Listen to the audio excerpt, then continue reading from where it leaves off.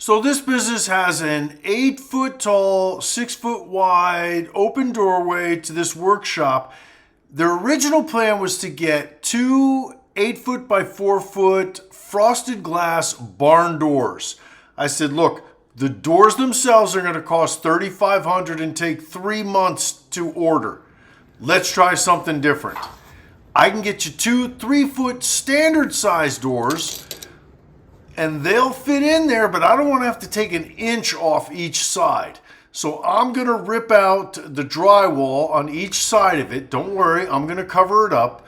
But once I do that, now I've got 73.5 inches of width.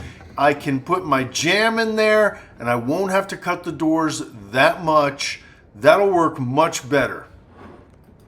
So I took some 1x6 primed white pine, and I ripped it to 5 1/4 so it fit in there perfectly. I mortised the hinges outside, and I even added a 2x6 on top of that to get everything level and square. And I cut those jamb legs at 80.5 inches tall. So it'll give me an 1/8 inch gap on the top and 3/8 inch gap on the bottom. Perfect. Let's get these hinges on here. 3.5 inch, 3 hinges. Whenever you're installing double doors like this, take measurements and find the center. And then cut your first door to be approximately the center. This one needed to be 35 3/4, so we cut it and planed it.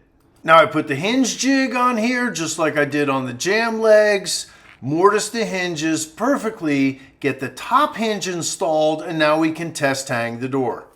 I do the same thing with the second door, do some planing and some fine tuning so that they both fit and work perfectly. Now I install a ball catch on the top of each door, make sure it's engaging and closing properly. Now we're ready to install the pulls. I've got 4 dummy lever pulls on here, and because this is a commercial space, those will be 40 inches off the ground. Now we add the stop, because the door needs to stop against something.